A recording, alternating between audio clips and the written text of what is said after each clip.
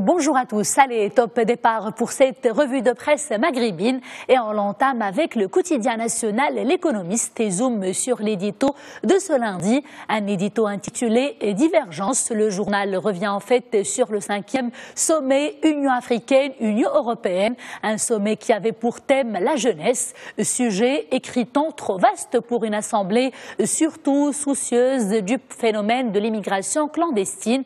Pourtant, poursuit l'Économiste, quelques semaines avant, à Abidjan avait plutôt réuni des jeunes pour leur donner la parole dans l'espoir d'en tirer une carte des travaux à faire. De leur côté, des scientifiques africains ont pris l'initiative de poser un autre problème. Il s'agit notamment des très faibles acceptations de leurs publications et des entraves à la circulation humaine qui gênent considérablement leurs travaux, quel que soit le domaine. Le sommet d'Abidjan aura au moins eu l'intérêt d'identifier les divergences, conclut le quotidien L'Économiste. Et l'on enchaîne avec ce billet, cette fois-ci sur les colonnes du quotidien tunisien L'Économiste maghrébin, avec comme titre, je cite, « Pour un petit pays, il ne suffit pas d'être bon, il faut être excellent ».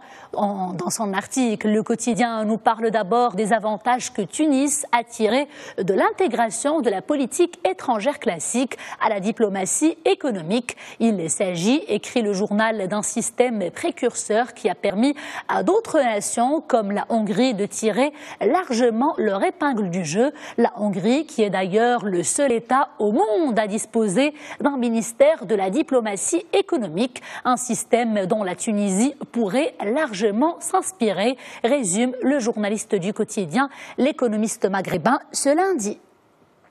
Politique, cette fois-ci sur les colonnes du quotidien algérien El Watan, et on retient le titre suivant, je cite, « L'élection de 2019 est le seul cap du gouvernement ». El Watan nous apprend que les experts de l'Union européenne suivent avec préoccupation le développement de la situation économique et financière en Algérie voisine.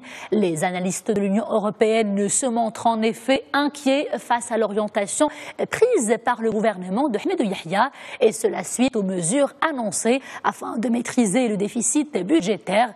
Par ailleurs, ils disent ne pas comprendre le changement de cap opéré en moins d'une année et demie. Les prochaines élections présidentielles en Algérie semblent être la logique qui prédomine dans le plan d'action du gouvernement de Ahmed Yahya. La déclaration émane d'un membre de la Commission européenne et qui a requis l'anonymat, fait savoir El Watan.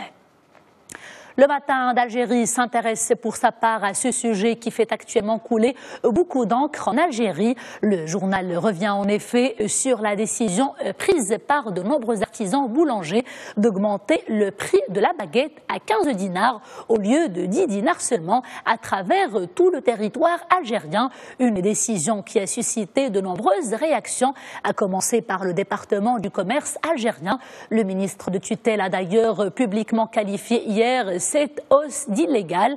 La Fédération algérienne du consommateur plutôt, appelle quant à elle le gouvernement algérien à s'asseoir et à négocier avec toutes les parties concernées, et cela afin de trouver des solutions pouvant satisfaire tout le monde concernant le prix, mais également la qualité du pain algérien, le pain proposé donc.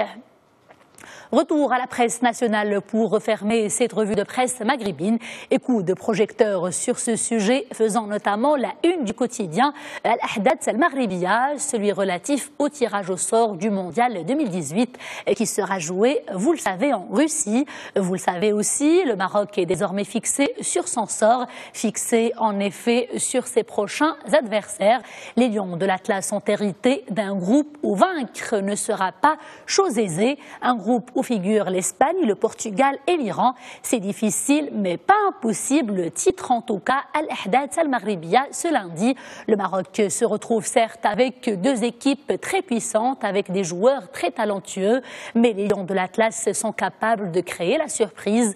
Ils ont d'ailleurs fait un parcours irréprochable pendant les éliminatoires de cette Coupe du Monde. On leur souhaite donc bon courage et beaucoup de chance. On se quitte donc sur cette note d'espoir. Portez-vous bien et à demain.